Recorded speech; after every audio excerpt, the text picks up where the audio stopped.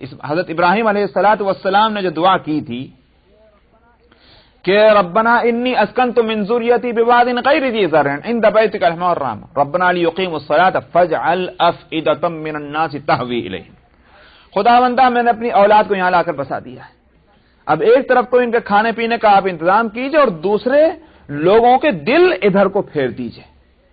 اگر لوگوں کے دل نہ پھریں گے اس اجاڑ جگہ میں کون آئے گا، اور نہیں آئیں گے تو یہ تنہائی میری اولاد رہے گی، اس واسطے لوگوں کے دل ادھر پھیر دیجئے، یہ آپ کا کام ہے تاکہ یہ گھر آباد رہے آپ کی یاد سے۔ مکہ تو وہ جگہ ہے کہ جہاں لوگوں کے دل پھرتے ہیں، نہ یہ کہ لوگ وہاں سے چلیں الٹے۔ تو نبی کریم صلی اللہ علیہ وسلم کو ایسی جگہ سے ہجرت کرائے گی، فرمایا وہ اشارہ اس طرف ہے کہ جیسے ہماری حکمت یہ تھی کہ آدم جنت چھوڑ کر جنت دنیا میں آئیں، ہماری حکمتوں کا تقاضا یہی تھا، ٹھیک اسی طرح ایک وقت آئے گا کہ ہماری حکمتوں کا تقاضا یہ ہوگا کہ مکے سے جس کا چھوڑنا، جس سے باہر جانا آپ کو کبھی بھی پسند نہیں ہو سکتا، آپ کو جانا ہوگا۔ اسی واسطے آپ دیکھیے کہ جب پہلی وحی آئی تو اور ورقہ ابن نوفل کے پاس آپ کو لے جایا گیا، حضرت خدیجہ اپنے چچیزاد بھائی کے پاس لے گئے اور انہوں نے پہچان کر یوں کہا اجی یہ تو وہی ہے جو موسیٰ کے پاس بھی آیا تھا، وہی ناموس ہے یعنی جبریل، اور اب سن لو کاش میں اس وقت زندہ رہتا کہ جس وقت تمہاری قوم تمہیں اس شہر سے نکالے گی تو میں تمہاری مدد کرتا۔ نبی کریم صلی اللہ علیہ وسلم کو جہاں تعجب ہوا اور تعجب سے فرمایا ہیں یہ کیا قوم مجھے نکالے گی؟ ارے مجھے تو امین اور صادق کہتے ہیں، بڑی محبت کرتے ہیں، مجھے کیسے نکالیں گے؟ دوسری طرف آپ کو اس کا بھی دکھ ہوا کہ مجھے نکلنا پڑے گا ایسے شہر سے۔ چنانچہ جب آپ نے ہجرت کی تو مکے سے باہر نکل کر آپ نے مکے کی طرف رخ کر کے آپ نے خطاب کر کے فرمایا اے مکہ میں تجھے نہ چھوڑتا، دنیا کے ہر شہر سے محبوب شہر تو ہے، تجھے میں نہ چھوڑتا اگر قوم مجھے یہاں سے نکلنے پر مجبور نہ کر دیتی۔ تو اسی طرف اشارہ ہے کہ آپ کو بھی ہجرت کرنی ہوگی، اور بے شک مکہ بڑی اچھی جگہ ہے، نکلنے کی جگہ نہیں رہنے کی جگہ ہے، مگر حکمت کا تقاضا یہی ہے کہ وہاں سے نکلا جائے جیسا کہ آدم علیہ الصلوۃ والسلام کے لیے تجربہ ہوا۔ اس نقطے کو سمجھانے کے لیے آدم علیہ الصلوۃ والسلام کو وہاں رکھا گیا تاکہ زندگی کا وہ اہم رخ اور اہم پہلو جو ہے وہ سامنے آ جائے۔ زندگی میں رخ تو بہت سے ہوتے ہیں نا، مختلف ہوتے ہیں، مگر کون سا اہم پہلو ہے ظاہر ہے کہ ذہن اسی طرف جائے گا۔ جیسے بھی مثلا بات ہو رہی تھی کہ صاحب انگلینڈ کا جیسے ہی ذکر آیا تو ملکہ کا ذہن میں آتا ہے، کیوں؟ اس لیے کہ وہاں کی اہم شخصیت وہ یہ ادھر ذہن جائے گا۔ تو زندگی کا جس شہر کا کوئی اہم شخص ہو، جب شہر کا نام آئے گا تو اس کا تصور ہوگا، جب کسی شخص کا تذکرہ ہو اس کی زندگی کا اہم پہلو جو ہوگا وہی سامنے آئے گا۔ آدم علیہ الصلوۃ والسلام کی زندگی کے بہت سے پہلو ہیں، اہم پہلو جو ہے وہ جنت کو چھوڑ کر دنیا میں آنا ہے، اس لیے ان کو وہاں اس نقطے کو سمجھانے کے لیے رکھا گیا۔ دوسرا آسمان، وہاں ہیں کون؟ حضرت عیسیٰ اور حضرت یحییٰ علیہ الصلوۃ والسلام، یہ دونوں خالہ بھائی ہیں، اور حضرت یحییٰ علیہ الصلوۃ والسلام اور حضرت عیسیٰ علیہ الصلوۃ والسلام میں جہاں یہ رشتہ ہے خالہ زاد بھائی ہونے کا، وہاں ساتھ میں یہ بھی ہے کہ یحییٰ علیہ السلام ہی نے آ کر کے حضرت عیسیٰ کی آمد کی خبر لوگوں کو دی تھی، اور انہوں نے ان کو بیپٹائز کیا تھا۔ بپتسمہ جو ہے حضرت یحییٰ جان باپٹسٹ نے ہی حضرت عیسیٰ کو جو ہے وہ بپتسمہ دیا تھا۔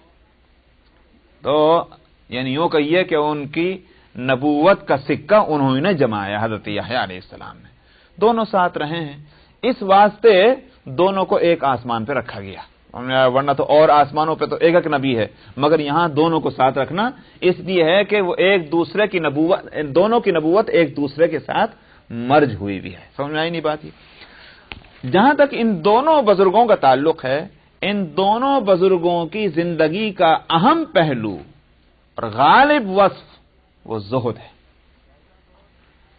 کیسا زہد؟ زہد بھی اتنی اعلیٰ درجے کا کہ زہد کے مطلب دنیا کی لذتوں سے اپنے آپ کو الگ کر لینا، یہ ہے زہد۔ اتنا اعلیٰ درجے کا زہد کہ نہ گھر، نہ شادی، نہ بیاہ، نہ اولاد، کچھ نہیں، زندگی اسی میں گزر گئی۔ حضرت یحییٰ علیہ السلام جو بیٹے ہیں حضرت زکریا علیہ السلام، نبی ابن نبی، ظاہر ہے کہ نبی زکریا علیہ السلام بھی باکمال شخصیت ہیں، کوئی کمی نہیں ان میں، وہ بھی زاہد ہیں، مگر یہ ہے کہ دنیا کا کاروبار بھی ہے جہاں دین کا مسئلہ ہے کہ صاحب اگر وہ مسجد کے امام ہیں بیت المقدس کے، دین کی اگر اقتدار اگر دین کا ہاتھ میں ہے تو ساتھ میں دنیا کا بھی کام ہے، شادی بھی کی، بیاہ بھی کی، بچے بھی ہوئے، سب کچھ ہے، گھر بھی ہے۔ مگر یحییٰ علیہ الصلوۃ والسلام پر زہد کا غلبہ کس طرح سے ہے؟ گھر ہی میں نہیں رہے، بڑے ہونے کے بعد اللہ کی یاد میں اور دنیا سے کی لذتوں سے الگ اس طرح سے ہوئے کہ جنگلوں بیابانوں میں اسی طرح پھرتے رہتے تھے اور روتے رہتے تھے۔ ایک وقت حضرت زکریا علیہ الصلوۃ والسلام بیٹے کی تلاش میں نکلے، بھائی کہاں ہے، آتا ہی نہیں، ذرا چلو تلاش کرو دیکھو، جا کے دیکھا ایک میدان میں پھٹی خستہ حالت، اور اس میں بھی یہ کہ ظاہر ہے کہ نہ کھاتا پیتا آدمی ہو، آرام آسائش سے رہتا ہو، اس کے چہرے کا اور اس کے جسم کا انداز دوسرا ہوتا ہے، اور جس کا نہ کوئی گھر ہے، نہ در ہے، نہ کھانا ہے، نہ پینا ہے، تو ظاہر اس کا انداز دوسرا ہوگا۔ اس حالت میں زکریا علیہ السلام نے دیکھا اور دیکھ کر بڑی ہی گویا محبت اور شفقت کے ساتھ کہا، بیٹا تو نے کیا حالت اپنی بنا رکھی، چل اپنے گھر۔ حضرت یحییٰ علیہ السلام نے یہ سن کر کے اور قیامت کا ذکر چھیڑ دیا اور کہا کہ جب خداوند کے جاہ و جلال کے سامنے، اس بھرے میدان میں، اس عدالت عالیہ کے سامنے پیشی ہوگی اور وہاں اعمال کا حساب اور کتاب دینا ہوگا، کیا گزرے گی ابا جان؟ اور یہ کہہ کے پھر رونے لگے۔ یہ عالم تھا روتے روتے کہ رخسار میں گڑھے پڑ گئے تھے ان آنسوؤں کی، ان قطار کی وجہ سے۔ دیکھا آپ نے، پانی جب آپ ایک خاص لائن سے پانی چلتا ہی رہے تو پتھر میں بھی نشان پڑ جاتا ہے، تو رخساروں میں بھی نشان پڑ گئے تھے۔ تو یحییٰ علیہ الصلوۃ والسلام کا زہد، اور حضرت عیسیٰ علیہ الصلوۃ والسلام کا بھی یہ حال کہ ان کا بھی نہ کوئی گھر تھا نہ در تھا، آج یہاں ہے تو کل وہاں ہے تو پرسوں وہاں ہے، کہاں ہے تمہارا گھر؟ کوئی گھر نہیں ہے بھائی، وہ تو میدان میں تو پیدا ہوئے۔ فَهُزِّي إِلَيْكِ بِجِذْعِ النَّخْلَةِ تُسَاقِطْ عَلَيْكِ رُطَبًا جَنِيًّا، ان کی تو پیدائش ہی اس طرح ہوئی ہے کہ وہ گھر بھی نہیں تھا ان کا، میدان کے اندر ایک کھجور کے درخت کے نیچے جو ہے وہاں ان کی پیدائش ہوئی میدان میں، اور وہیں سے جناب ان کی غذا کا بھی انتظام ہو گیا، لیجیے صاحب یہیں ان کی پرورش ہو رہی، تو دنیا میں آئے ہی ہیں بے گھر، سمجھ میں آیا؟ اور اس کے بعد اسی طرح سے وہ اللہ میاں کے یہاں چلے گئے۔ دونوں کی زندگی کا اہم وصف زہد ہے۔ لباس بھی کیسا؟ حضرت عیسیٰ اور یحییٰ علیہ السلام کا، ایک چادر نیچے بندھی، ایک چادر اوپر، خیر صلی اللہ اللہ خیر صلی اللہ، نہ کرتا ہے نہ پاجامہ ہے، اور آج کے دور کے نہ کوٹ ہے نہ پینٹ ہے نہ ٹائی ہے، صرف دو چادریں، وہی لباس ہے حضرت عیسیٰ علیہ السلام کا، اور اللہ کی شان کہ اسی لباس پہ دنیا میں بھی اسی لباس کے ساتھ آئیں گے۔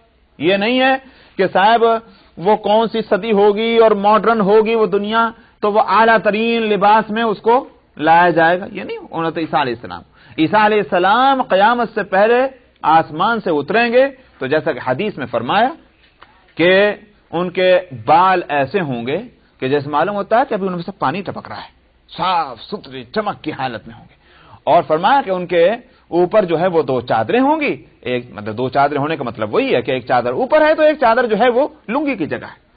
تو عیسیٰ علیہ الصلوۃ والسلام کی زندگی کا اہم وصف اللہ کو اتنا پسند ہے کہ اسی حالت میں ان کو وہاں بھی رکھا ہوا ہے اور اسی حالت میں ان کو دنیا میں بھی اتاریں گے۔ نبی کریم صلی اللہ علیہ وسلم کی ملاقات اس میں راز اس میں یہ سمجھ میں آتا ہے کہ آپ کی زندگی کے اندر یہ ہے کہ یہی وصف نمایاں ہے۔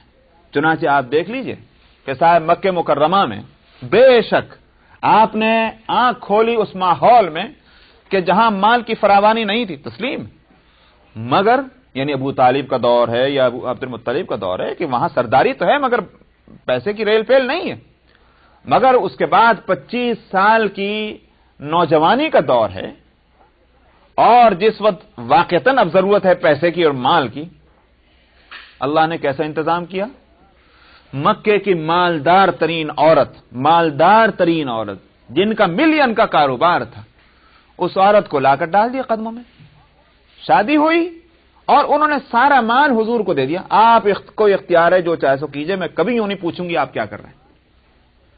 آ گیا مال، 25 سال کی اس عمر میں جس وقت واقعتاً مال کی ضرورت ہے، مالدار بنا دیے گئے۔ کیا ہوا؟ آپ نے محل کھڑے کیے، آپ کے لباس میں، آپ کے پوشاک میں، آپ کے کھانے میں، آپ کے پہننے میں کوئی تبدیلی آئی؟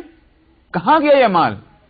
وہ سارا مال راہ خدا میں خرچ ہوا، آپ کی اپنی ذات پر تو خرچ نہ ہوا، آپ کا وہی جو انداز تھا پہننے کا، کھانے کا، پینے کا، وہی رہا، اور وہی پھر جو ہے زہد گھر کے اندر آ گیا۔ جو حضرت خدیجہ جو عیش و عشرت میں جن کی زندگیاں گزری تھی، ان کی زندگی کا آخری دور نبی صلی اللہ علیہ وسلم کی معیت میں کیسا گزرا؟ زہد کے ساتھ۔ اب آ جائیے مدینہ منورہ میں۔ مدینہ منورہ میں چند سالوں کے علاوہ جو شروع کے ہیں کہ جس میں بڑی سختیاں رہی ہیں، چند سالوں کے بعد کیا ہوا؟ فتوحات، اور فتوحات سے جو کچھ ہوئی، وہ مال جو آیا ہے وہ اس طرح سے آیا ہے کہ دنیا کی تاریخ مال کی اور جو ہے مالیات کی، وہ اس کی کوئی مثال نہیں پیش کر سکتی جو مدینہ منورہ میں جو مثال بنی۔ اور وہ کیا؟ زمین کے اوپر، مسجد کے کچے فرش کے اوپر سونے، چاندی، ہیرے اور جواہر وہ لا کر ڈھیر کر دیے گئے۔ بھلا ایسے بھی مال رکھا جاتا ہے؟ آج دنیا کے امیر ترین ملک، ان میں بھی مال اس طرح نہیں ڈالا جاتا، لا کر کے قیمتی مال سونے چاندی کو زمین پہ لا کر ڈالا جاتا ہو، وہ بھی لا کر جائے گا، سیف میں رکھا جائے گا، تجوریوں میں رکھا جائے گا۔ مگر یہ تاریخ میں ایک مثال اگر ہے تو وہ مدینہ کی ہے کہ زمین کے اوپر لا کر ڈھیر کر دیا گیا۔ پھر کیا ہوا اس مال کا؟ اس طرح سے تقسیم ہوتا تھا، گن گن کر نہیں، بلکہ یہ کہ یوں دونوں ہاتھوں سے اٹھا اٹھا کر یوں تقسیم ہوتی تھی جیسے کھجوریں تقسیم ہو رہی ہیں، اسی طرح مال تقسیم ہوتا ہے۔ یہ ظاہر ہے کہ یہ زہد تھا نبی کریم صلی اللہ علیہ وسلم۔ مال میں بھی وہ فقیری ہے، بادشاہت کے اندر فقیری ہے، اس عالم میں بھی جبکہ مال کی اتنی کثرت ہے، لیکن مہینہ مہینہ آپ کے گھر میں آگ نہیں جل رہی تو آپ کو کوئی پریشانی نہیں، کوئی تشویش نہیں، کوئی بے چینی نہیں۔ ظاہر ہے کہ یہی ہے زہد۔ زہد نام غربت کا نہیں ہے، خوب سمجھ لیجئے، زہد نام غربت کا نہیں ہے۔ امیری کے اندر بھی آدمی زاہد ہو سکتا ہے، اور غریبی کے اندر بھی آدمی زاہد نہیں ہو سکتا ہے یہ۔ زہد بالکل الگ چیز ہے، اور امیری اور غریبی بالکل الگ چیز ہے۔ نبی کریم صلی اللہ علیہ وسلم نے اس لیے زہد نہیں کیا کہ آپ غریب تھے، آپ نے مالداری کے باوجود، بادشاہت کے باوجود آپ نے زہد کر کے بتلایا، زہد کر کے دکھلایا۔ تو نبی کریم صلی اللہ علیہ وسلم کی زندگی کا اہم وصف جو ہے وہ زہد ہے، اور اسی اہم وصف کو نمایاں کرنے کے لیے انبیاء علیہ الصلوۃ والسلام میں جو زاہد مشہور ہیں ان کو وہاں آسمان دوم پر رکھا گیا۔ تیسرے پر ہیں حضرت ادریس علیہ الصلوۃ والسلام۔ حضرت ادریس علیہ الصلوۃ والسلام کی زندگی کا اہم وصف کیا ہے؟ علم کی اشاعت، کتابت، خطاطی، رائٹنگ، یہ ہے حضرت ادریس علیہ السلام۔ حضرت ادریس علیہ الصلوۃ والسلام انبیاء میں وہ نبی ہیں کہ جنہوں نے لکھنا پڑھنا سکھلایا ہے لوگوں کو، تو انٹروڈیوس کیا ہے لکھنے کو، ورنہ اس سے پہلے کے لوگ یا تو جانتے نہیں ہوں گے یا اس طرح نہ جانتے ہوں گے۔ ادریس علیہ الصلوۃ والسلام نے اس میدان میں لوگوں کی بڑی اہم رہنمائی کی ہے، لکھنے اور پڑھنے کے تعلق سے یہ ان کی زندگی کا اہم وصف ہے۔ تو ان کو وہاں بتلانے کے معنی کیا ہے کہ نبی کریم صلی اللہ علیہ وسلم سے بھی یہی کام لینا ہے۔ اور عجیب بات یہ ہے کہ ادریس علیہ الصلوۃ والسلام تو خود لکھنا پڑھنا جانتے تھے، چاہے کیسے بھی ہو، اللہ نے سکھلایا یا کسی نے سکھلایا، لیکن نبی کریم صلی اللہ علیہ وسلم کی شان تو یہ ہے کہ امی ہے، یعنی آپ نے کسی سے لکھنا پڑھنا نہیں سیکھا، آپ لکھنا اور پڑھنا نہیں جانتے تھے، یہ ہے امی کے معنی۔ بعض لوگوں کو اس لفظ پر اعتراض ہوا کہ لکھنا نہیں پڑھنا نہیں جانتے، اسے توہین ہوتی۔ ارے بھائی توہین نہیں ہوتی ہے، نبی کے حق میں لکھنا پڑھنا نہ جاننا یہ عیب نہیں ہے، یہ کمال ہے۔ امت کے حق میں یہ عیب ہے، امت کے افراد اگر لکھنا پڑھنا نہیں جانتے عیب ہے، اور نبی کے حق میں یہ کمال ہے۔ کیوں؟ اس واسطے کہ نبی بے علم نہیں ہوتا۔ لکھنا پڑھنا نہ جانے یہ تو ہو سکتا ہے، مگر یہ ہرگز نہیں ہو سکتا نبی سے کہ نبی علم نہیں رکھتا۔ تو عالم اگر عالم نہیں ہے، وہ علم والا نہیں، تو نبی کیسے ہو جائے گا؟ نبی کے پاس علم ہونا ضروری ہے۔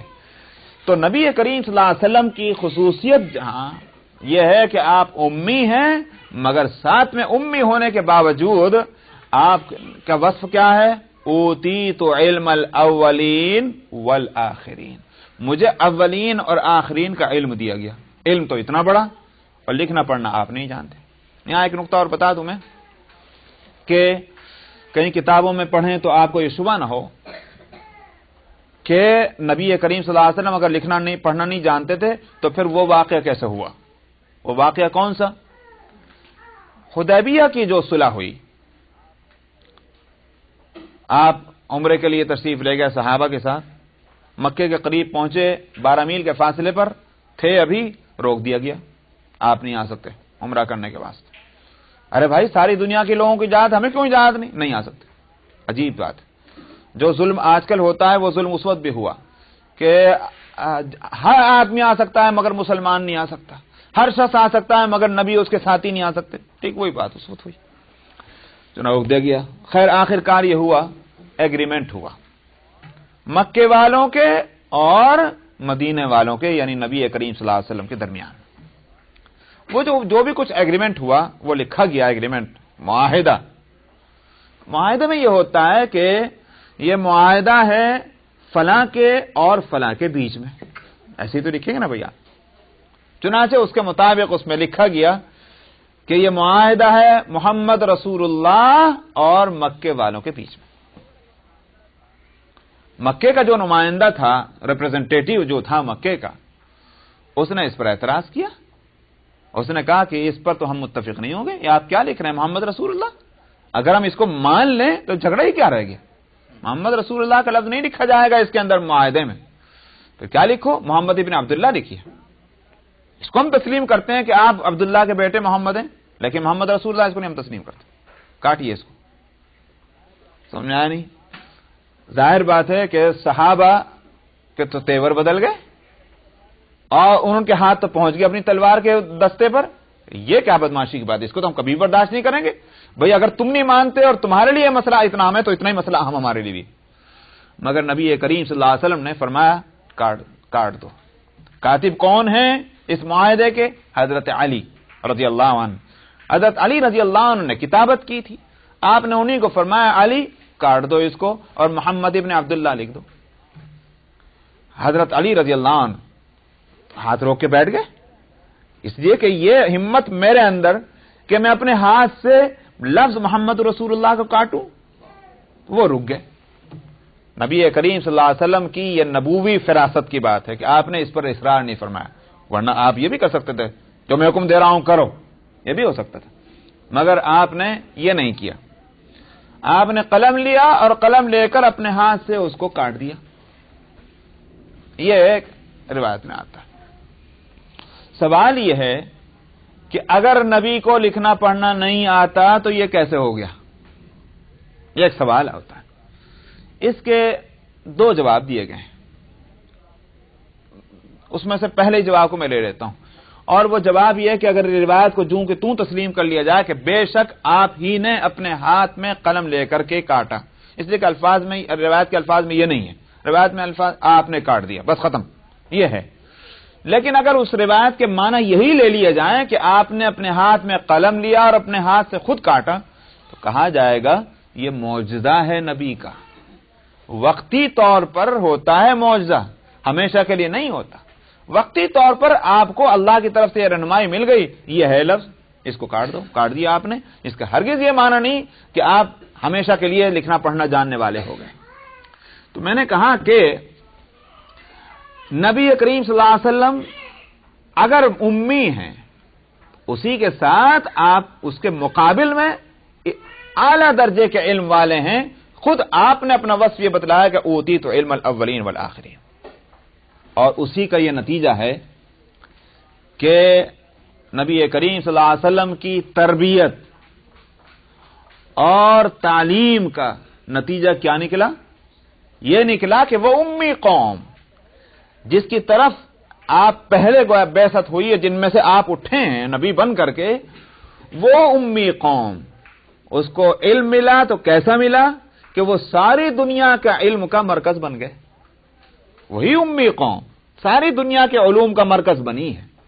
دینی علوم میں تو یہ عالم ہے کہ شیخ عبد الوہاب شعرانی نے واقعی صحیح کہا، پچھلی امتوں نے، ساری امتوں نے بھی اپنی کتاب کا، اپنے خدائی کتاب کا، آسمانی کتاب کا اتنا کام نہیں کیا جتنا اس امت کے ایک عالم نے کر دیا، قرآن کے تعلق سے، سمجھ میں آیا، یا قرآنیات کے تعلق سے۔ بھئی اس امت نے قرآنیات پہ، حدیثیات پہ، فقہیات پہ کتابیں کی کتابیں لکھی ہیں، لائبریریز کی لائبریریز بھر گئی، ملینز آف بک جو ہیں وہ اس امت کے علماء نے لکھ ڈالی. یہ تو ہے دینی علوم کا حال. اور دنیاوی علوم میں بھی کیا پیچھے رہ گئے؟ آپ دیکھ لیجئے کہ اگر دور امیہ فتوحات کا دور ہے، 100 سال تو ہیں نا اموی دور کے زیادہ سے زیادہ، اس لیے کہ پہلی سنچری جو ہے اس ہجرت کی پہلی صدی جو ہے اس کا بھی بہت مشکل سے وہ بھی پوری نہیں. اس پہلی صدی میں بھی خلافت راشدہ کے جو تقریباً ایک 30 سال ہیں ان کو الگ کر لیجئے، اور اس کے بعد امیہ کا دور شروع ہوتا ہے تو وہ پہلی صدی ختم ہونے سے پہلے جو ہے وہ عباسی دور شروع ہو جاتا ہے. امیہ کا جو 50 سال کا دور ہے، اگر یہ فتوحات کی وسعت اور کثرت کا دور ہے تو عباسی دور جو کئی صدی پر پھیلا ہوا ہے، یہ دور جو ہے وہ علمی فتوحات کا دور ہے. سمجھا؟ دنیا کے علوم وہاں کے مرکزوں سے جہاں جہاں وہ مرکز تھے ان علوم کے، وہاں سے منتقل کرا دیے گئے سارے کے سارے بغداد میں. چنانچہ انجینئرنگ کا مرکز ہندوستان تھا، ہندوستان سے وہ سارے علوم منتقل کر کے بغداد لائے گئے. پھر ہندوستان تھوڑی مرکز رہ گیا، وہ مرکز پھر بغداد بن گیا. اسی طرح سے فلسفہ یونان، ایتھنز کا فلسفہ جو ہے، سائنس اور فلسفہ، اس کا مرکز اگر ایتھنز تھا تو وہ سارے علوم منتقل کر دیے گئے بغداد میں. اس کے بعد پھر ایتھنز کا نام نہ رہا. عباسی دور میں یہ کام ہوا ہے. تو دنیاوی علوم اور دینی علوم یہ جو مسلمانوں نے اس میں لیڈ کی ہے، قیادت کی ہے، کس کا صدقہ ہے؟ نبی کریم صلی اللہ علیہ وسلم کی تربیت کا صدقہ ہے. حالانکہ آپ امی. تو حضرت ادریس علیہ الصلوۃ والسلام سے ملاقات میں یہی راز ہے کہ اس نبی کے زندگی کا اہم وصف لکھنا اور پڑھنے کی اشاعت ہے. اے نبی، آپ کی زندگی میں بھی یہی بات ہوگی کہ آپ کے ذریعے سے علوم کی اشاعت ہوگی دنیا میں. آپ سے ایسی قوم کی تربیت کرائی جائے گی جو قوم امام بن جائے گی دنیا اور دین کے علوم کی، اور لکھنا پڑھنا عام ہو جائے گا. چنانچہ آپ نے کیا فرمایا؟ طلب العلم فریضۃ علی کل مسلم و مسلمہ. علم جو ہے اس کا سیکھنا ہر مسلمان مرد اور عورت پر واجب ہے. فرمایا اطلبوا العلم ولو کان بالصین. علم سیکھو اگرچہ تمہیں اس کے لیے دور دراز کا سفر چین تک کرنا پڑے، یعنی مشرق کے انتہا تک پہنچ جاؤ. یہ مطلب ہے اس سے. آپ نے فرمایا اطلبوا العلم من المہدی الى اللحد. یہ میں ساری حدیث کس لیے بتا رہا ہوں؟ ایک تو علم سیکھنے کا درجہ کہ منیمم درجہ جو ہے وہ واجب ہے. پھر یہ کہ اس کے لیے کہاں تک جاؤ؟ مشرق تک چلے جاؤ، مغرب تک چلے جاؤ، کہیں تک بھی جانا پڑے. یہ نہیں ہے کہ 50 میل جائیں گے اس سے آگے نہیں جانا.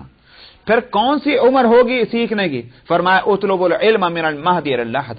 علم سیکھو پالنے کی عمر سے لے کر کے اور جنازے کی عمر تک، وہاں تک سیکھ. کوئی عمر نہیں. تو نہ عمر کی کوئی لمٹ، نہ فاصلوں کی کوئی حد، اور درجہ یہ کہ منیمم درجہ جو ہے اس کا وجوب کا ہے. اور ظاہر ہے کہ جتنا بھی سیکھو تم. یہ نبی کریم صلی اللہ علیہ وسلم کے ارشادات. تب اس صورت کے اندر صحابہ نے ان باتوں کو لیا، مزاج کو سمجھا اور اس پر عمل کر دیا، اپنی جانیں لگا دی اس بات کو پورا کرنے کے واسطے. تو ادریس علیہ الصلوۃ والسلام کی ملاقات میں یہ راز سمجھ میں آتی ہے انشاءاللہ. آئندہ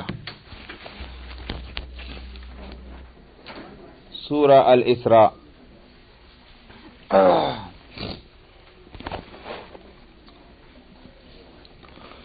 اعوذ باللہ من الشیطان الرجیم. بسم اللہ الرحمن الرحیم. سبحان الذي أسرى بعبده ليلا من المسجد الحرام إلى المسجد الأقصى الذي باركنا حوله لنريه من آياتنا إنه هو السميع البصير. وآتينا موسى الكتاب وجعلناه هدى لبني إسرائيل ألا تتخذوا من دوني وكيلا ذرية من حملنا مع نوح إنه إنه كان عبدا شكورا. وقضينا إلى بني إسرائيل في الكتاب لتفسدن في الأرض مرتين ولتعلن علوا كبيرا. فإذا جاء وعد أولاهما بعثنا عليكم عبادا لنا أولي بأس شديد فجاسوا خلال الديار وكان وعدا مفعولا. ثم رددنا لكم الكرة عليهم وأمددناكم بأموال وبنين وجعلناكم أكثر نفيرا. إن أحسنتم أحسنتم لأنفسكم وإن أسأتم فلها. فإذا جاء وعد الآخرة ليسوءوا وجوهكم وليدخلوا المسجد كما دخلوه أول مرة وليتبروا ما علوا تتبيرا. عسى ربكم أن يرحمكم وإن عدتم عدنا وجعلنا جهنم للكافرين حصيرا. إن هذا القرآن يهدي للتي هي أقوم ويبشر المؤمنين الذين يعملون الصالحات أن لهم أجرا كبيرا وأن الذين لا يؤمنون بالآخرة أعتدنا لهم عذابا أليما. صدق الله العظيم. معراج کا ذکر چل رہا تھا اور تیسرے آسمان پر حضرت ادریس علیہ السلام سے ملاقات کا جو راز یا جو حکمت تھی وہ بتلائی تھی. اس کے بعد پھر چوتھے آسمان پر ملاقات ہوئی حضرت یوسف علیہ السلام سے. اسی نقطے کو سامنے رکھتے ہوئے کہ ان انبیاء کا انتخاب اور تمام انبیاء میں اس لیے ہوا کہ ان کی زندگیوں میں کسی بھی پہلو سے نبی کریم صلی اللہ علیہ وسلم کی زندگی کے ساتھ مناسبت ہے، چاہے تو گزشتہ حالات کے اعتبار سے یا آگے آنے والے حالات کے اعتبار سے. اس لیے تاکہ آپ کو ان ناموافق حالات میں آپ کو ایک سکون ملے، ایک اطمینان حاصل ہو کہ ایسی حالت جس سے میں گزر رہا ہوں ایسی حالت دوسرے نبی کو بھی پیش آئی تھی. اس واسطے یہ ملاقاتیں کرائی گئیں. تو حضرت یوسف علیہ السلام کا جہاں تک معاملہ ہے، حضرت یوسف علیہ السلام ان انبیاء میں ہیں کہ جن کو نبی کریم صلی اللہ علیہ وسلم کے زندگی کے حالات سے بہت زیادہ یکسانیت اور مماثلت ہے. مثلا حضرت یوسف علیہ السلام کی زندگی کے اگر دیکھا جائے دو دور ہیں.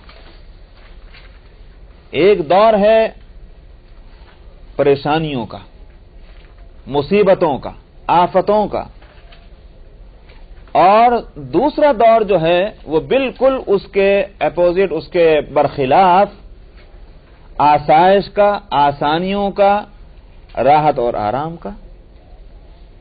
پہلا دور بے اختیاری کا ہے دنیا کے اعتبار سے، اور دوسرا دور جو ہے وہ اختیار اور طاقت اور قوت اور اقتدار کا ہے۔ آپ دیکھتے ہیں کہ بھئی بے اختیاری اور مصیبت اور آفت اس سے زیادہ کیا ہوگی کہ گھر میں اپنے ہی پرائے ہو گئے، اور ایسے پرائے کہ جان کے دشمن۔ لقد کان فی یوسف و اخوتہ آیات للسائلین، یوسف اور اس کے بھائیوں میں پوچھنے والوں کے لیے بڑی نشانیاں ہیں۔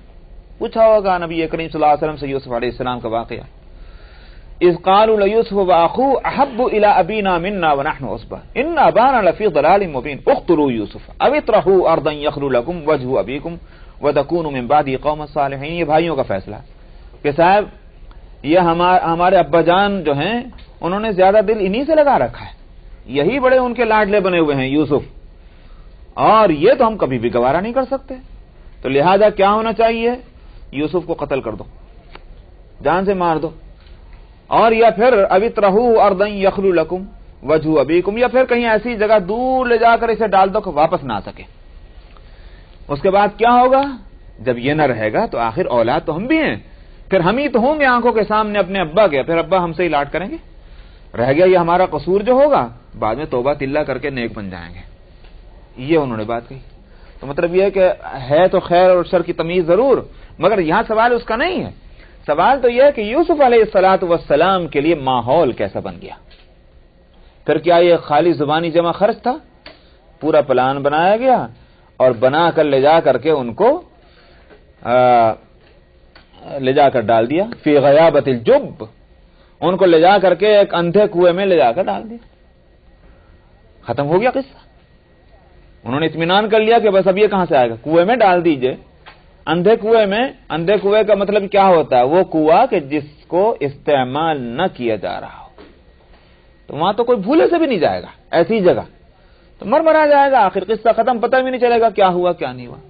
یہ بھائی اپنے بھائی کو اپنے ہاتھوں سے موت کے منہ میں ڈال کے چلے گئے۔ اب اس کے بعد اللہ سبحانہ و تعالیٰ کی غیبی جو انتظام ہوتا ہے کہ جب انسان اپنی تدبیریں موافق اور مخالف جو بھی ہوں اپنی انتہا تک کر ڈالے تو پھر غیبی مشین حرکت میں آتی۔ اللہ کا نظام یہی ہے۔ چنانچہ پھر وہ وہاں سے نکلے، اور اس نکلنے کے بعد بھی پھر فوراً ہی کوئی اچھی صورت تو سامنے نہ آئی، انہوں نے پکڑا اور لے جا کر کے غلاموں کی طرح بیچ دیا۔ کہاں تو نبی زادے اور حسین اور خوبصورت،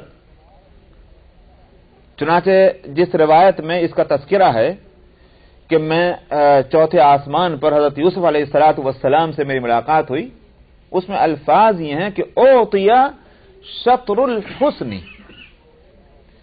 شطر سین توئے اور رے، اس کے معنی جز کے بھی آتے ہیں اور اس کے معنی نصف کے بھی آتے ہیں۔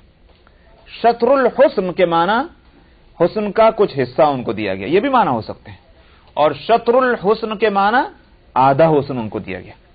سمجھ میں آیا؟ شطر کے معنی نصف کے بھی آتے ہیں، جز کے بھی۔ اب یہاں اگر ترجمہ آپ یہ کریں اس کے معنی شطر کے اگر یہ لیں کہ ان کو کچھ حسن دیا گیا تھا، یہ تو کوئی خوبی نہ ہوئی، کچھ نہ کچھ تو حسن کسی اور کو بھی مل جاتا ہے۔ یوسف علیہ السلام کی بڑی اہم خصوصیت نبی کریم صلی اللہ علیہ وسلم جو بتلا رہے ہیں کہ اوتیا شطر الحسن، اس کے معنی یہ ہے کہ محض کوئی جز اور کوئی حصہ جو ہے حسن کا نہیں ملا، کوئی اہم بات ضرور ہے جس کا آپ خاص طور سے ذکر کر رہے ہیں، اس لیے شطر کے دوسرے معنی لیے جائیں گے نصف، آدھا حسن ان کو ملا، آدھا دنیا کو ملا۔ اب اس کے دو معنی ہو سکتے ہیں، ایک تو یہ کہ حضرت یوسف علیہ السلام کے اپنے زمانے کی ساری دنیا کا آدھا حسن ان کو مل گیا، آدھا دنیا کو ملا، اور یہ بھی ہو سکتا ہے کہ بھئی ہمیشہ سے لے کر ہمیشہ تک کے واسطے دنیا میں جو حسن جس کو دیا گیا وہ حضرت یوسف علیہ السلام کو وہ آدھا حسن مل گیا، باقی ساری دنیا کو مل گیا ہمیشہ کے لیے۔ دونوں معنی ہو سکتے ہیں، البتہ اس دوسرے معنی میں ایک اشکال ہوں گے، بات آگے تو میں اس کو صاف کرتا چلوں، اس لیے کہ پہلے معنی تو میں نے خود ہی کہہ دیا کہ وہ تو نہیں لیے جائیں گے جز والے، کیونکہ اس سے کوئی خوبی سامنے نہیں آتی۔ دوسرے معنی لینے ہیں نصف کے، اب اگر آپ کے دور حضرت یوسف علیہ الصلوۃ والسلام کے اپنے دور کا تذکرہ کرتے ہوئے کہا جا رہا ہے کہ آدھا حسن ان کو ملا، تب تو کوئی اشکال نہیں. لیکن اگر ہمیشہ کے واسطے جتنے لوگ دنیا میں آئیں گے یا آ چکے ہیں ان سب کے اعتبار سے کہا جا رہا ہے کہ آدھا حسن ان کو ملا اور آدھا سب کو، تو اس میں ایک اشکال یہ ہوگا نبی کریم صلی اللہ علیہ وسلم کا حسن جو ہے اس کا کیا اس سے بھی بڑھ گیا حضرت یوسف علیہ السلام کا حسن؟ یہ ایک سوال پیدا ہوگا اور پھر اس کا جواب دینا ہوگا. اس میں علماء نے جواب مختلف دیے ہیں. ایک تو یہ کہ نصف حسن جو ہے وہ ساری دنیا کے مقابلے میں ہے، لیکن کوئی ضروری نہیں کہ اس میں نبی کریم صلی اللہ علیہ وسلم کو شامل مانا جائے. آپ کو اس ساری دنیا کے اس حسن سے جس کا آدھا حضرت یوسف علیہ السلام کو دیا گیا اور آدھا ساری دنیا کو، اس سے الگ آپ کو حسن دیا گیا ہوگا. تو اس لیے یہ بھی ہو سکتا ہے. نمبر ایک جواب. نمبر دو یہ ہے کہ اگر یوں بھی مان لیا جائے کہ حضرت یوسف علیہ السلام کو آدھا حسن ملا تو بھی یہ کہا جائے گا حسن کی دو قسمیں ہیں. ایک حسن عربی میں اس کو کہتے ہیں صباحت، حسن صباحت، اور دوسرے حسن کو کہتے ہیں حسن ملاحت. یعنی یوں کہیے کہ ایک رنگ تو ہوتا ہے خالصتاً سفید رنگ، یہ تو روشن بالکل کھلا ہوا سفید رنگ، اور ایک رنگ ہوتا ہے کہ جو خالص سفید نہیں ہوتا، اس میں تھوڑا سا رنگ شامل ہوتا ہے. سمجھ میں آیا؟ اس کو کہتے ہیں ملاحت. اس کو اردو میں آپ ترجمہ کریں گے نمکینیت. تو اگر ایک طرف وہ ایک حسن ہے، ایک قسم ہے حسن کی، تو ملاحت جو ہے یہ بھی ایک حسن ہے. دیکھتے ہیں امریکنوں کو، بعض لوگوں کو، ان کو بھی بعض دفعہ جو ہے وہ جنون سوار ہوتا ہے کہ نہیں سفید رنگ اچھا نہیں، اس کو ذرا میلا کر لو. معلوم ہوتا ہے کہ دنیا میں حسن صرف سفیدی کا نام نہیں ہے، بلکہ اگر اس کے اندر کچھ آمیزش ہو تو جس کو ملاحت کہتے ہیں تو وہ بھی ایک حسن ہے. حضرت یوسف علیہ السلام کا حسن حسن صباحت تھا. نبی کریم صلی اللہ علیہ وسلم کا حسن حسن ملاحت ہے. تو ایک حسن کے بارے میں کہا گیا کہ یوسف علیہ السلام کو آدھا حسن اور ساری دنیا کو اس قسم کا آدھا حسن ملا. نبی کریم صلی اللہ علیہ وسلم کا حسن ہے ہی دوسرے نوعیت کا، لہذا وہ زیر بحث ہی نہیں. تیسرا جواب یہ ہے کہ اگر حضرت یوسف علیہ السلام کو آدھا حسن ملا اور نبی کریم صلی اللہ علیہ وسلم باقی ساری دنیا کے ساتھ شامل ہیں بقیہ آدھے میں، تب بھی اس سے حضرت یوسف علیہ السلام کی جزئی فضیلت ظاہر ہوگی. کلی فضیلت اوور آل افضل ہونا حضرت یوسف علیہ السلام کو وہ نہیں ثابت ہوتا، وہ نبی کریم صلی اللہ علیہ وسلم کو حاصل ہے. تو یہ ہو سکتا ہے کسی ایک وصف کے اندر، کسی ایک خوبی کے اندر کوئی نبی بڑھ جائے، لیکن اس کا یہ معنی نہیں کہ اس کی وجہ سے ساری خوبیاں جو ہیں وہ اس کو نظر انداز کر دیا جائے گا. نبی کریم صلی اللہ علیہ وسلم کو فضیلت کلی حاصل ہے، اور دوسرے انبیاء میں سے ہر ایک کو کسی نہ کسی اعتبار سے اگر فضیلت ہے وہ صرف اسی بات کی حد تک ہے اور وہ فضیلت جزئی کہلائے گی. مثلا میں تھوڑی دیر کے لیے اور میں آگے چلوں اس بات کو لے کر، شاید میں نے پہلے بھی کہا ہوگا. حضرات صحابہ رضی اللہ عنہم میں سب سے افضل کون ہیں؟ سیدنا ابو بکر صدیق رضی اللہ عنہ. یہ اہل سنت والجماعت کا متفق عقیدہ ہے کہ امت میں افضل ترین فرد سیدنا ابو بکر صدیق ہیں. اس کے معنی کیا ہے؟ فضیلت کلی حاصل ہے سیدنا ابو بکر صدیق رضی اللہ عنہ کو. ان کی جو ہے فضیلت صرف اس وجہ سے نہیں کہ وہ مقام صدیقیت پر ہیں، صرف اسی وجہ سے نہیں، بلکہ مجموعی اعتبار سے ان کے اندر خوبیاں ایسی ہیں کہ ان کو وہ مقام جو ہے افضل ترین ان کو حاصل تھا. جہاں تک جزئی فضیلتوں کا تعلق ہے وہ ابو بکر صدیق رضی اللہ عنہ کے مقابلے میں بعض دوسرے صحابہ کو بھی حاصل ہے. مثال کے طور پر خود نبی کریم صلی اللہ علیہ وسلم نے فرمایا کہ اشدهم حیاء عثمان، یہ تو حدیث نہیں بلکہ یہ کہ یہ اتفاق ہے کہ حضرت تمام صحابہ میں سب سے زیادہ حیادار کون ہیں؟ حضرت عثمان رضی اللہ عنہ. حیا کیا چیز ہے؟ یا چھوڑ دیجیے حیا کیا چیز ہے، حیا کی حقیقت کیا ہے اسلام میں؟ نبی کریم صلی اللہ علیہ وسلم نے فرمایا کہ الحیاء شعبۃ من الایمان، حیا جو ہے وہ ایمان کا ایک حصہ ہے. حضرت عثمان رضی اللہ عنہ کے اندر حیا سب سے زیادہ ہے. کیا یوں کہا جائے گا اوروں کو چھوڑ دیے کیا ابو بکر صدیق رضی اللہ عنہ میں حیا نہیں تھی؟ کیا یہ کہیں گے؟ تو حیا نہیں تھی تو پھر کیا ایمان نہیں؟ ایمان بھی کم ہو گیا پھر تو. یہ اسی طرح سے अमीन हाजिल उम्मह उबैदत इब्न जर्राह, इस उम्मत के अमानतदार कौन हैं? उबैदा इब्न जर्राह रजी अल्लाह अन्हु। और अमानत की हकीकत क्या है इस्लाम में? आपने फरमाया कि ला ईमान लिमन ला अमानत ला, उसके पास ईमान ही नहीं जिसके पास अमानत नहीं। ईमान और अमानत एक दूसरे के साथ इस तरह जुड़ी हुई हैं। मैं इस वक्त ईमान की तफसील में नहीं जा रहा, जैसे हया की तफसील में नहीं गया, लेकिन बतलाना यह है कि अमानत की क्या दर्जा इस्लाम में क्या है कि ईमान के साथ उसको जोड़ा, फरमाया कि ला ईमान लिमन ला अमानत ला, जिसके पास अमानत नहीं उसके पास ईमान नहीं। अब ठीक है, उबैदा इब्न जर्राह रज़ी अल्लाह अन्हु वो अमीन हाजिल उम्मा, ऐसा मोमिन भी है, कोई शुबा नहीं, मगर सवाल यह है कि ये अमानत क्या अबू बकर सिद्दीक में नहीं थी जिसकी वजह से उनके पास ईमान हो? जाहिर है ये नहीं। उनके अंदर ये सारी बातें थी, हया भी थी, अमानत भी थी, दयानत भी, सारी चीजें थी, मगर वो मजमूई फजीलतें उनके अंदर थी ये। और इन सहाबा के अंदर किसी में हया गालिब, किसी में अमानत गालिब, किसी में शजाअत गालिब, किसी में कुछ और चीज गालिब, वो वस्फ उसके अंदर नुमाया है। जब नुमाया वस्फ होगा उसको बयान। थोड़ी देर के लिए मान लीजिए, मैं एक मिसाल में देता हूं। एक शख्स है, वो उसने मान लीजिए कि साहब थोड़ी साइंस भी पढ़ी है और साइंस टेक्नोलॉजी की भी थोड़ी बहुत उसको नॉलेज है, कुछ इंजीनियरिंग भी पढ़ी होगी, कुछ और भी पढ़ा होगा, साथ में मेडिसिन भी पढ़ी, और मेडिसिन में उसने बड़ी डिग्री हासिल कर ली। आप क्या कहते हैं उसको? आप ना उसको इंजीनियर पुकारते हैं, ना टेक्नीशियन कहते हैं उसको, ना और कुछ कहते हैं, ना और कुछ कहते हैं। डॉक्टर साहब कहते नहीं कहते? इसी तरह एक और शख्स साहब, वो नमाज भी पढ़ता है, वो रोजा भी रखता है, वो ज़कात भी देता है, हज भी किया उसने, मगर आप ना उसको नमाजी कहते हैं, ना ज़काती कहते हैं, ना उसको रमजानी कहते हैं, आप कहते हैं हाजी साहब। इसलिए ये क्यों? इस वास्ते कि नमाजी तो हर एक मुसलमान होगा। रमजान आएगा तो ये आज के जमाने की बात नहीं, मतलब ये कि ये तो उस जमाने की बात है कि जब इसका तस्वुर ही नहीं होता था कि भाई मुसलमान और बेनमाजी, मुसलमान और बेरोजेदार, इसका सवाल नहीं था। आमा अहकाम इस्लामी मुसलमान के लिए है और मोमिन के लिए है, और मोमिन वही है कि जो इन पर अमल करे। तो चूंकि नमाजी हर एक होता है, रोजेदार हर एक होगा, मगर हाजी हर एक नहीं होगा। क्यों नहीं होगा? इसलिए कि हाजी तो वही हो सकता है कि जिसने हज किया, और हज वही कर सकता है कि जिसने वो शराइत जिसके पास हो कि भाई सफर खर्च हो, रास्ता अमन का हो, न सिर्फ ये कि सफर खर्च हो बल्कि घर वालों का भी उसके पास खर्च हो। जाहिर है कि हर एक के पास नहीं होगा, लिहाजा हर एक हज भी नहीं करेगा। तो चूंकि ये वस्फ जो है हाजी होना, ये दूसरे लोगों के मुकाबले में इसमें नुमाया हो गया। अब आप इसको नमाजी नहीं कहते, रोजेदार नहीं कहते, हाजी साहब जरूर कहते हैं। ठीक है नहीं बात ये?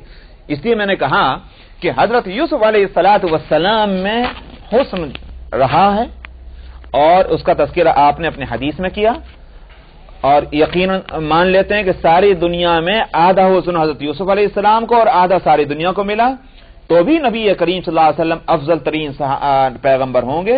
वो फजीलत कुल्ली है और ये फजीलत जुज़ी है। तो बात ये थी कि हज़रत यूसुफ अलैहिस्सलातु वस्सलाम ऐसे हसीन, खूबसूरत, बाकमाल और हुनरमंद, आखिर याकूब अलैहिस्सलातु वस्सलाम उनके वालिद को जो तवज्जो ज्यादा हज़रत यूसुफ अलैहिस्सलाम की तरफ है, ये तो नहीं कहा जा सकता कि सिर्फ इसलिए कि वो ज्यादा हसीन थे। कौन माँ बाप वो होंगे कि अपने 4 बच्चों में से एक बच्चे से इसलिए ज्यादा प्यार करते हैं कि वो हसीन है? मां से पूछो, बाप से पूछो तो सभी हसीन है। दूसरों की नजर में होगा कि एक ज्यादा हसीन है, एक कम हसीन है, लेकिन मां और बाप की नजर में सारे बेटे और सारी बेटियां एकसां हैं। उनकी मोहब्बत जो है वो इस बुनियाद पर तकसीम नहीं हो सकती, कम ज्यादा नहीं हो सकती कि फलाना ज्यादा हसीन और फलाना कम हसीन है। कुछ और बातें होती हैं, कुछ और खूबियां होती हैं कि जिसकी वजह से हो सकता है कि माँ बाप की तवज्जो एक तरफ ज्यादा हो, और वह है किसी की अपनी सलाहियतें, अपना अखलाक, अपना किरदार, अपनी सोच, अपनी समझ। नबी करीम सल्लल्लाहु अलैहि वसल्लम को यूं तो ताल्लुक तमाम अज़वाज मुतहरात से सबसे था, और ये अदल है। समझ में आया? अदल आप करते ही थे। अदल ना होता, खुदा ना खास्ता अगर आप में ना होता तो दूसरों में कहां गुंजाइश अदल की हो सकती है, जबकि अदल ही के साथ मशरूत है एक से ज्यादा शादी करना बैक वक्त। समझ में आया? तो नबी करीम सल्लल्लाहु अलैहि वसल्लम में कमाल अदल था, मगर इसके बावजूद आपका मैलान तबीयत का हजरत आयशा रज़ियल्लाहु अन्हा की तरफ क्यों था? اس لیے کہ ان کے اندر اپنی خوبیاں جو تھیں، اپنا کمال جو ان کا ذاتی تھا، اس میں نبی کریم صلی اللہ علیہ وسلم کی توجہات کو اپنی طرف کیا ہوا تھا۔ وہ کیا تھا؟ ان کی اپنی سمجھ، اپنی بوجھ، کم علم کے باوجود ان میں علم کو لینے کی، اور وہ علم بھی کس کا؟ ہما شما کا نہیں۔ یہ سارے علوم سمجھ لیجئے آپ کے بہت آسان ہیں، جو ہم اور آپ پڑھتے اور پڑھاتے ہیں کہیں بھی ہوں، وہ علم کہ جو نبی سے براہ راست لیا جا رہا ہے۔ نبی جو ہے وہ ہندی کی چندی نہیں کرتا، نبی ایک بات کہہ رہا ہے یا نبی ایک کام کر رہا ہے، اس کی مرضی اور اس کی منشا کو سمجھ کر کے اور پھر اس سے مسائل کا نکالنا کوئی کھیل نہیں ہے۔ حضرت عائشہ رضی اللہ عنہا کو یہ کمال حاصل تھا۔ حضرت عائشہ رضی اللہ عنہا نبی کریم صلی اللہ علیہ وسلم کے مزاج کو سمجھ کر کے اور اس سے کتنے مسائل انہوں نے شریعت کے نکالے ہیں، یہ ان کی اپنی خوبی کی بات تھی۔ نبی کریم صلی اللہ علیہ وسلم کو اس لیے ان سے زیادہ لگاؤ تھا۔ تو حضرت یوسف علیہ السلام میں یہ کمال ہونا ضروری تھا، اس لیے کہ مستقبل کے نبی ہیں۔ نبی جو ہیں بے کمال تھوڑی ہوتا ہے، بے صلاحیت تھوڑی ہوتا ہے۔